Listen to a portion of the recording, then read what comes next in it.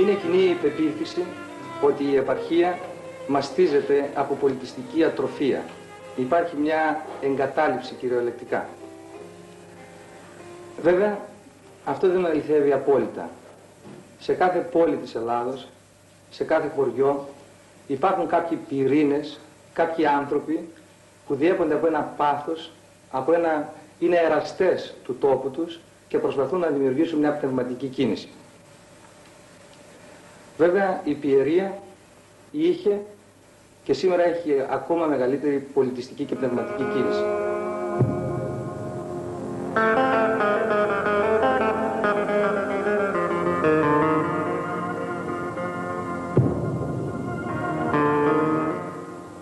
Προέρχομαι από φτωχή οικογένεια, γνώρισα το μόχθο των γονέων μου από κοντά και προσπάθησα να απεικονίσω πάνω στο μουσαμά το μόχθο τους και τη δουλειά τους.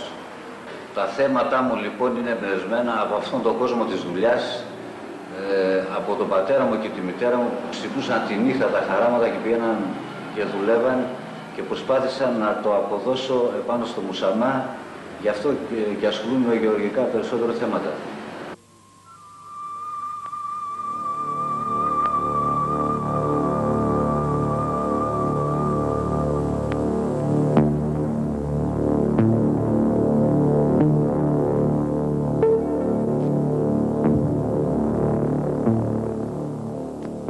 Γεννήθηκα στην Κατερίνη, από μικρός ασχολούμαι με τη ζωγραφική, μου άρεσε η ζωγραφική.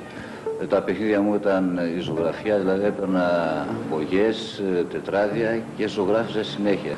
Μετά στο γυμνάσιο είχαμε καθηγητή ζωγραφικής, ο οποίος ας πούμε με βοήθησε και είχα σκοπό να τελειώσω το γυμνάσιο, να πάω στη Σχολή Καλών Τεχνών. Αλλά λόγω οικονομικών δυσχεριών δεν μπόρεσα να τελειώσω το γυμνάσιο, οπότε παράλληλα έχω ασχοληθεί, έχω πάει και σε άλλα επαγγέλματα, ράφτης ας πούμε, μαραγκός.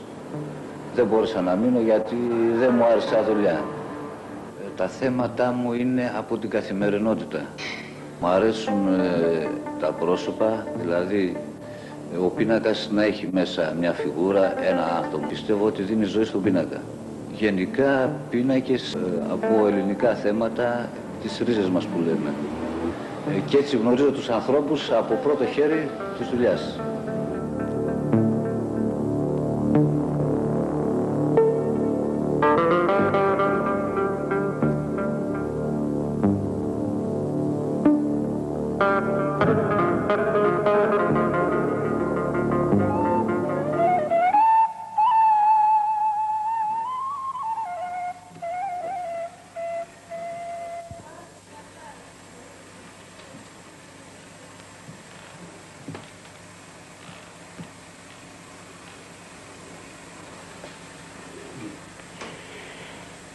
Ήμουνα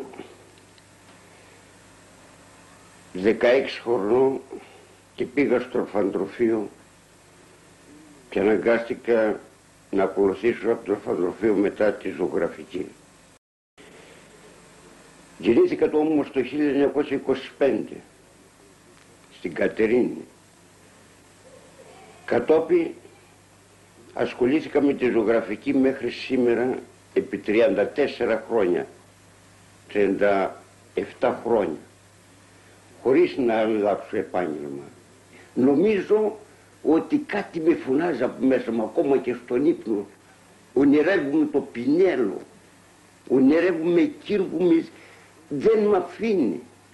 Και γι' αυτό είναι μια αγάπη,